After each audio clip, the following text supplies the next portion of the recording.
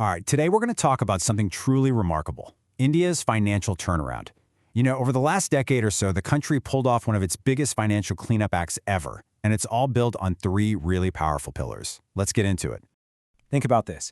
Just a few years back, India's entire banking system was kind of groaning under the weight of a huge mountain of bad loans. I mean, it was serious stuff. It threatened to bring the whole economy to a screeching halt. So, how on earth did it go from the edge of a crisis to a massive success story? Well, the data tells the real tale.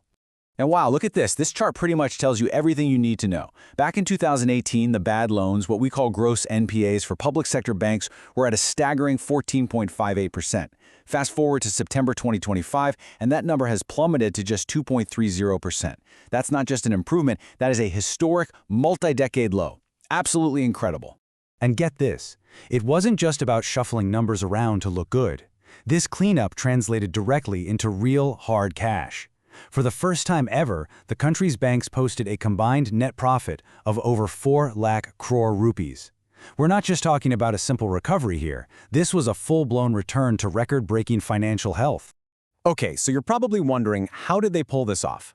Well, it all started with what we're calling Pillar 1. It was a really smart, two-pronged strategy designed to fix the very foundation of the banking system. But before we dive into the solution, we've got to understand the problem, right? And the main villain in this whole story is something called an NPA, or non-performing asset. Just think of it as a bad loan. It's when someone takes out a loan and just stops paying it back. These were the things that were literally dragging the entire system down. So part one of the strategy was pretty bold. They created this special entity called NARSL, but everyone just calls it the bad bank. Sounds dramatic, right? Its job was basically to be a super specialized collection agency. It took on 30 of the biggest, ugliest problem accounts. We're talking over 1.6 lakh crore in bad debt, and its sole mission was to sort them out efficiently. Okay, so while the bad bank was cleaning up the old mess, the second part of the strategy kicked in, the ease agenda. This was all about looking forward. It was a massive push to drag public sector banks into the 21st century. We're talking digitization, using smart data to figure out risks, and, most importantly, putting the customer first. The goal was to turn them into modern, resilient, future-ready banks. And did it work? You bet it did. Look at this. The provision coverage ratio. You can just think of that as a bank's safety cushion, or its rainy day fund for bad loans, more than doubled. It went from a pretty shaky 46% all the way up to a rock-solid 94.63%. What that means in simple terms is that our banks are now way more prepared for any future bumps in the road. All right, so with the foundation fixed and the old problems getting sorted, the stage was set for pillar number 2. And this was a game changer. We're talking about a full-blown digital revolution that didn't just change banking, it changed the whole economy. When I say explosive, I mean it. The growth in digital payments has been absolutely off the charts. We're talking about a compound annual growth rate of 41%. 41% every single year. That's not just growth. That's a complete fundamental shift in how an entire nation thinks about and handles money. And if you think that's impressive, let's put it on the world stage. This isn't just an India story. According to ACI Worldwide, a whopping 49%, nearly half, of all the real-time digital payments happening anywhere on the planet now happen in India. Just let that sink in. That is an unbelievable level of global leadership. So what's driving all this? Well, at the heart of it is UPI, the Unified Payments Interface. And the cool thing is, it never stops innovating. Take Hello UPI, for instance. It lets people make payments just by talking to their phone, in Hindi or English. It's as simple as having a conversation. Think about how many millions more people that brings into the digital world. And they didn't stop at just payments. The innovation is moving into credit too. With Credit Line on UPI, banks can give you pre-approved credit right there in your UPI app.